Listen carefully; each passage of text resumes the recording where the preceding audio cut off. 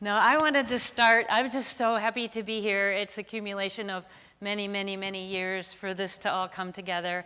And I wanted to start out with a huge thank you for these ladies who are totally, Cheryl and Suzanne, who totally out of the goodness of their hearts said this is what we need in our community. And it's so true, is it not? Many of us are healers here, right?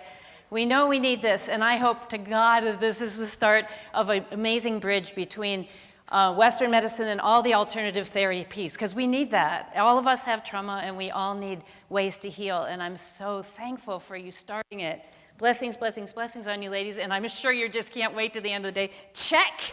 Oh, 9 months of solid volunteering, right? Or more than that for however long you've done it, so thank you for that. One of the things I wanted to just start out with before I get into my talk is to just take a chance for us all to stand up a second, right? It's good for us to get in our bodies because trauma is in our bodies. And let's start with a little shake it off, right? Okay, we just heard one story, right? One person's story. You're going to hear some more story. And we shake it off. And then I'm going to have us close our eyes and put our hand on our heart. And we're going to do a little heart coherence, okay? Because this is something all of us can do all the time. So easy. Ooh, heart focus. We start by just focusing in on our heart. Just notice that we have it. It's beating there. It's with us from the moment we're born, right, all the way through that bump, bump. So you focus on your heart, and then you start to breathe into your heart like a third lung.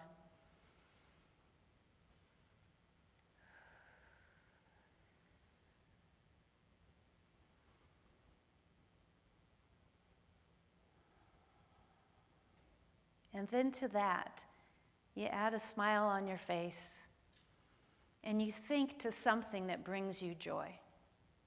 Anything that brings you joy. Sunny day, anything.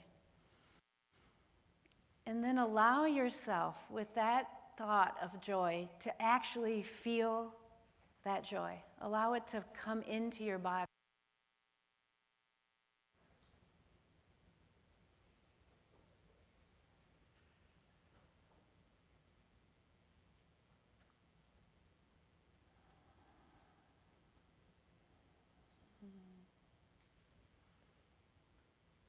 And then with that beautiful feeling, we can sit back down and know that that is one very quick, easy technique that the more you practice it, the easier it gets, and we can actually allow our own beautiful endorphins and feel-good chemicals to come into our body.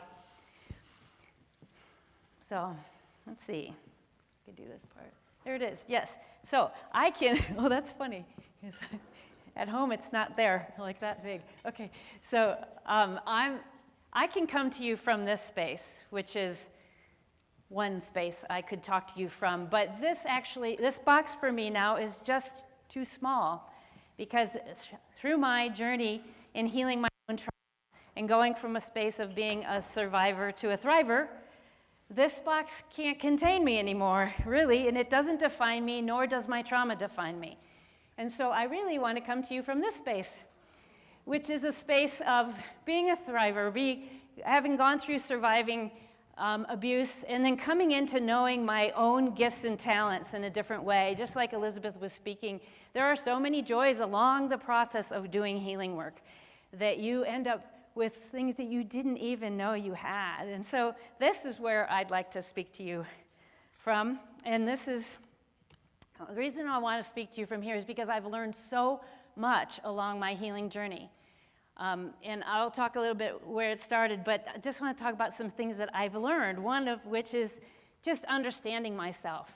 Going through a healing journey and going inward and knowing what has happened to you and how it affects you lets you know who you are. It's a fascinating experience. It's an amazing experience. It has helped me to know who I am. It's helped me to know that at the deepest core, I'm an artist and I'm a healer. It's helped me to learn about the energy system of the body, which I didn't even know existed. I didn't even know that, and now I know a bunch about it. It's amazing. It's helped me to know my purpose in life. Right? That's my healing journey. Actually, the abuse that I've gone through has helped me to do that. It's helped me to let go of so much deep pain in my body, emotions in my body, this process. It's allowed me also to let my body, in my own body, to feel happiness, to feel balance, to feel groundedness, to feel joy, to feel calm. And I didn't know some of those were experiences that I could have. So those are the place I want to speak to you from, because my experience of healing my trauma has been definitely hard, but definitely worth it. And I'm here to encourage you all to do your work and to get in there and do that. And so I'll tell you a little bit about my story. And I want to say too, like Elizabeth said, we all have trauma. And for me, trauma feels like anything that keeps you from being the fullness of yourself, the authentic part of yourself. Anything that stops you. If the smallest thing from being your teacher in 5th grade saying, hey, psst, don't sing, okay? And then you never sing again. To me, that's trauma, right? If you don't get to sing, you don't get to be the fullness of yourself, you don't get to express yourself as a human because something happened to you in the past, that's traumatic, right? So that's what I'm thinking of. But in my case, my trauma was that at age 4, I was a victim of incest by my father. And I experienced incest, I should say. And then at 19, I was violently raped by my ex-boyfriend and his friend.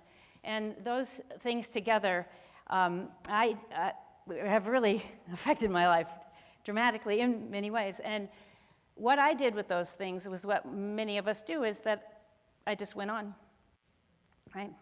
I put that in the basement, put that in the bottom drawer of the refrigerator, and then I just didn't want to know that anymore, which is what a lot of us do. And so in order to not know that, in order to not feel that stuff in the basement, in that bottom drawer, I developed some addictions, right? That's what we do. That's what all of us do pretty much if we've had trauma. And so my addictions, which is funny because it's like Elizabeth's mom, my addictions are perfectionism. My addiction is eating a lot of sugar. And my other addiction was to just be busy. That was my addiction, right? So in my perfectionist role, I could be straight A student 100%, and I would do the extra credit too, right? That's a little bit off balance. Can we be real about that? And so I was doing that. I was eating lots of sugar, cookie after cookie after cookie after cookie, to settle something that in my stomach, like a hollow, an uncomfortable discomfort feeling in my stomach. I was doing that a lot, right? And then I was busy from the moment I got up to the moment I went to bed. So busy, keep my mind going, go, because if I did that, I didn't have to feel, right? And let me tell you, in our culture, this is praised. You get awards for this stuff. Truly, you get awards like, best student of the year kind of awards. You can be valedictorian. You can do all kinds of stuff. Here's a diploma. Here's another diploma, right? If you can just be busy. And we like, yay, for being workaholic and out of balance, which is what I was, right? And so I used this addiction for quite some time, and it was working, actually. I went all the way through college, and then I was going through med school, and I was cruising along until I got to the end of my med school experience when stuff started to work its way up to the top, and I couldn't keep it down anymore, right? Because my busy was going to be starting to end, because my end of my schooling is there, right? And I couldn't keep it down anymore, and things started to get kind of wonky, and I was totally fine if I had my white coat on, which is kind of interesting, right? I had my white coat on, my little Dr. Largent thing, and if I had that, I was good. And I could be like, oh, Mrs. Jones's calcium is this, and or I was really great with that. But then I'd get in the car by myself, and I would just start this overwhelming feeling of doom and sadness, and I couldn't stop crying. And I was like, oh, that's weird. But then I'd put my coat on, and I'd be fine, right? And then I'd get in the car, and then I'd be like, right, what is going on with me? And it got worse and worse and sort of wonkier and wonkier. And then also I had gotten married, and I really loved my husband, and I wanted to be with him. But every time intimacy came up, I started to get weird, right? Like I would do all kinds of funny things, like I'd start fights. I would do some other interesting behaviors. My mood swings would go really high, really low, and I would start to run away. I would just leave the house, and you wouldn't know if I would come back or I wouldn't come back. It was really strange, and strange for me. I didn't even understand my own behaviors, and I had married a pacifist, probably by intuition had married a pacifist so that I would not be hurt by it, because this man would not hurt me. And one time I was doing one of these wonky behaviors, and I was just pushing and pushing and pushing, and he finally was like, "Oh, I don't know what to do with you. I don't know what to do." And as soon as his hands went up, I went, "Just don't hurt me." And as soon as that happened, I was like, "Oh," for the first time, I was like, "Oh, maybe there's something wrong with me." Because it didn't, all of a sudden, my cognitive knowledge of the fact that he is a pacifist, he's not going to hurt me, I knew that, really just knew that. And my reaction, which did not make any sense to me, was like, whoa, something has probably happened to me. And I wasn't letting myself know that, and I needed to. So I went on from there and still really didn't want to believe it was me, and so I thought that if my husband just vacuumed on my schedule, that my life would be okay, which I truly believe. Like, well, if you just vacuumed when I wanted you to vacuum, then it would be fine. Things would be fine, right? Because that's how controlling I was. And then eventually, we would have some fights about the vacuuming, whatever. We went to the place where it was probably time for, we said, oh, well, then I would agree to couples therapy, right? Because it was obviously us, right? It wasn't me, but eventually getting couples therapy very quickly, like within a few sessions. It was I think one session, it was clearly me, right? Like the issue's in me. And it's not, I don't think there's anything wrong with me, but what happened to me, right, was the issue. And so through that, I finally got into therapy. And that was really hard, and I was super resistant, as you can imagine, especially as a doc, right? Super resistant to that for many of us who've had a lot of training and this and that. Oh, we're supposed to know, right? It couldn't be me. It absolutely was me. The issue was me. And in my therapy, I started with talk therapy, and the talk therapy was helpful, and it brought stuff that was in the basement up to my consciousness, right? But I will say in that process, I had to go through, I think I fired 3 therapists before I finally got into, some of this is ego, some of this is not wanting to do my work, but I would get really good at figuring out what the therapists like to talk about, and I would talk about that. And I would also talk about work. But that's not what I needed to talk about, right? I needed to talk about what was in the basement, but I didn't want to talk about that. So I would distract and whatnot, and I had some therapists who also wouldn't push me there either. It's like they'd let me just spin around and talk about birds if I wanted to, so that's what I did often. It was weird, right? Until finally I said, okay, I'm wasting their time and money, I'm wasting my time and money, I am not feeling any better, and I need to get into the work. So I finally said to the next therapist, hey, here are my defense mechanisms. This is what I'm going to do. I'm going to distract you if I can, and I'm not going to go in the basement because I'm scared to. And the other thing I'm going to do is I'm going to smile. I'm going to smile through everything. I'm going to tell you the worst thing that happened to me, and I'm going to smile through that. And those are my defense mechanisms, and I need not to do those. And that was a huge step in vulnerability for me, but I handed it over. And from then, I started to get really good work done with my therapist. And I brought some stuff up from the basement, so that was great. We got it, and from what was there, it became conscious. And then once it was conscious, I had full-blown PTSD, right? Now I was conscious, and now I was anxious. And now I was having panic attacks. And now I was seeing my abuser everywhere, right? And I was hyper alert, and I was cutting, and still going to work, right? Some of you are out there doing the same thing.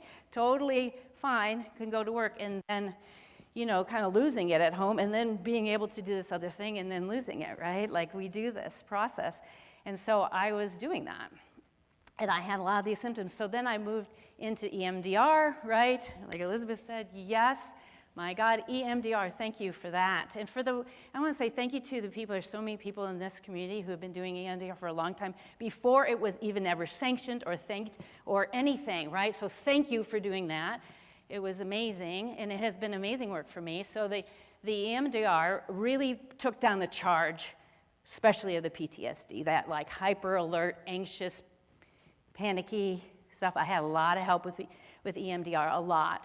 So I did the EMDR, and then I got into, I had a place where sometimes when I would be touched in certain ways, I'd be triggered, right? And I got lucky enough by happenstance or spirit or, how those things work, synchronicities. I ended up in a group of healers who are all kinds of different healers, doctors, nurses, physical therapists, massage therapists, all kinds of people, and we were all learning together from an acupuncturist.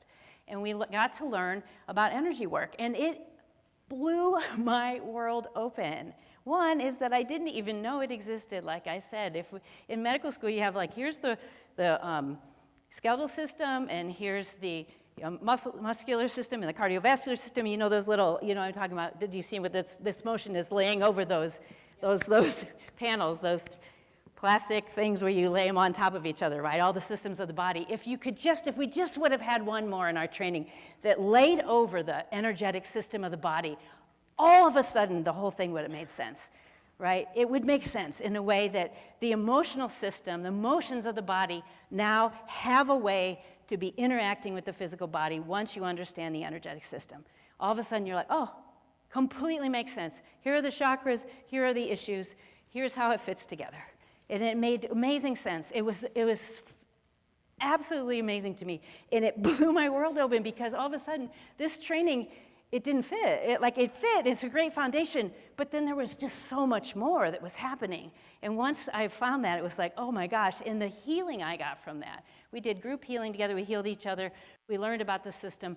And then I used to carry this feeling. I told you, like I ate cookie after cookie after cookie, right? This wad of pain in my belly.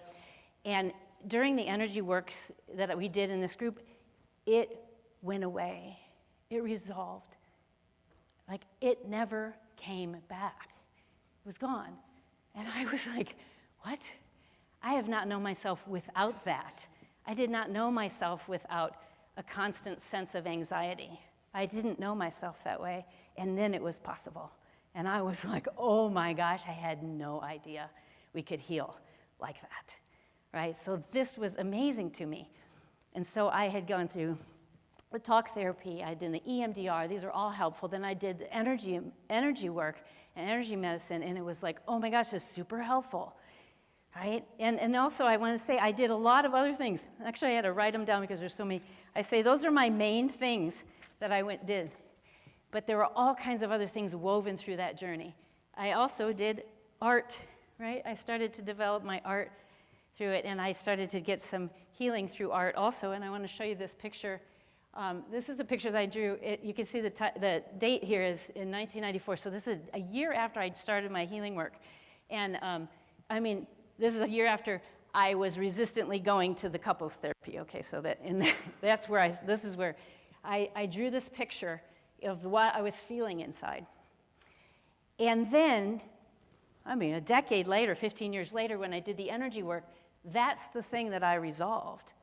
And that thing that my body instinctively knew when I drew, through my right brain, through my experience, I got to this. My body knew what was there, right? That's the thing I was trying to feed cookies to, right? That monster. And that monster ended up being fear. That's what that was. And eventually I resolved the fear. And when I resolved the fear, that went away. And I thought it was interesting. This is before I even knew what that was, my body knew, right? That's what it drew. Okay, I won't let you have to stare at that picture forever. So I did art, I've done ceremony and sweat lodges, and I've done shamanic healing and Pilates, for my Pilates ladies there, yoga, I've done drumming, I've done sitting in circles of beautiful women and beautiful people speaking our truth and speaking our story. That is healing. All these things have come to my healing, right? Plant medicine, animals, these are all healing things that have woven into my journey, right? Because there are so many ways to heal. So I took all of that together, and at some point, my outer career, which was to be an MD, a doc, I was a family practice doc at BUMC for a while, and then I went to the kids center, and I was a child abuse examiner, and then the child abuse medical director at the kids center for 3 more years, so that was a 7-year stint. And then those paths came with my inner path. So that was my external path. My inner path came together, and I'd done so much healing, and I was ready to shift, and I just couldn't go back to private practice in the way that I had known, because I now had this new information. I had this information that we could heal in this other way, right? And I had never taken any medication myself, because I for some reason in me, deep in my heart, I knew that there wasn't anything wrong with me.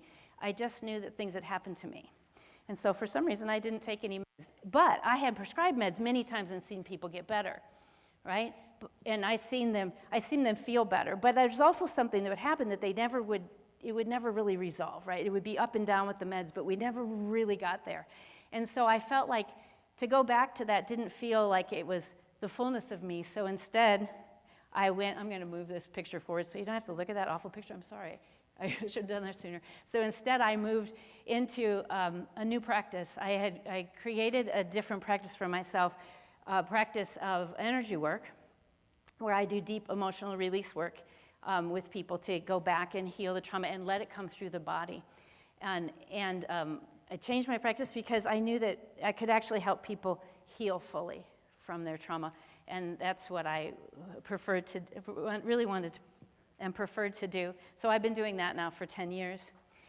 And so with this process, I just tell you, my own healing, and some people say, oh, where did you get your information? Oh my gosh, where do we get our information? From everywhere, from everything we do, from all the healing we do, right? And so if I take all of that I just described to you, and I want to give you like, what's something I can teach you or give you as something to go forward on with healing, it's to understand one thing about that I thought was so helpful to learn was fight, flight, or freeze, which Elizabeth also mentioned. Because many times I teach at COCC sometimes, and over the years I've been teaching there, many times people have never heard of freeze. We hear of fight or flight a lot, but we don't hear of freeze. So maybe lots of you have already heard of it, thank God if you have, but if you haven't, it's really the key to healing trauma, I think, because our nervous system does two things. It's just kind of like it turns up, and then it turns down, right? Like it's like wake up in the morning and then go to sleep. If you think of it, that's one way to think of our nervous system. And so when we're faced with something that's scary or traumatic, we can turn it up, right? And we can fight it or we can run away. That's fight or flight. But forever in our training, or at least in my medical training at the time, well, I'm older, so at the time I was trained, we didn't hear about the freeze. That's another way that the nervous system can respond to trauma, something's traumatic. And for the first 3 years of my talk therapy, I was really beating myself up a lot, because I didn't fight and I didn't freeze, and I didn't fight, and I didn't fly, right? I didn't run away and I didn't fight, and I was so beating myself up about that. Like, what was wrong with me? If that's what we're supposed to do naturally, to fight or to run away, why didn't I do that? And I was so mad at myself. And then I had a very beautiful therapist in town who has healed so many people. Thank you so much. Karen Forte, okay, I'm just going to say her name, because that woman has healed so many people, trauma, and she has taught so many people EMDR. Thank you, thank you, thank you. She said, it's fight, flight, or freeze. And I was like, what? She goes, no, you did exactly what your body was supposed to do. You froze. And if I think about it, logically, it even makes sense. When you're 4 years old, you're not going to run away and you're not going to fight. And when you're 19 and you're dealing with two people who are 220 pounds and you're 5'1", right? You're not going to probably fight or run away either. And so freezing was the best option for survival. And my body did it naturally, and all of our bodies do it naturally. In fact, it doesn't even come to your conscious brain. It only comes up to your brainstem and back, and your body chooses your best way to survival. And often we freeze, right? And when we freeze, if you're a wild animal and you froze, then when you came out of the freeze, like let's say there was a tiger coming at you and you're an antelope. Do the tigers eat antelopes? I don't even know that. But say that, we're going to say for this experiment it is. So here's a tiger, and let's say lion. Lions probably eat antelopes, right? He's come along, and this antelope's like running, and then right at the moment it was caught, it's going to freeze, but then say the lion goes on and gets the other antelope. So this antelope who is frozen, once the danger's gone, the first thing it's going to do out of the freeze, it's going to do this. It's going to do something that looks a little like a seizure.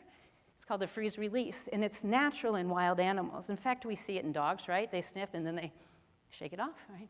And they sniff and shake it off, right? And it's natural in wild animals, but it doesn't happen anymore in caged animals like zoo animals or lab animals, right? Or humans, who I'd say are culturally caged, right? We don't do it naturally anymore. We don't naturally go through something and then when we're done, we can shake it off. Right? I mean, in our culture, your mom can die and you get 3 days, right? I mean, we don't even have a culture that even honors grief or our culture of releasing any kind of trauma, right? So if you're a wild animal, we get to do that. If you're human, you're not doing that likely anymore. And so that stuff stays frozen in the body. Those emotions stay frozen. In fact, those of us who work with the body, we know where those places go, right? Where do they go? They go in our hips and our shoulders. We know that we freeze these things, in fact, and they stay there, kind of like things in the bottom of the refrigerator, right? We just leave them there. We're not looking at them until we go back and get them.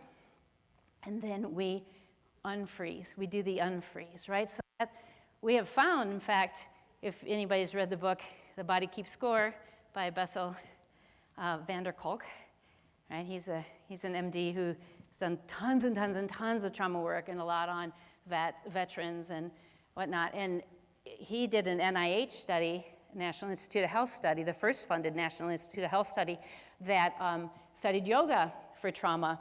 And it was shown to be a much more effective treatment for trauma than medication is. Any, in fact, of the medications that we've studied so far.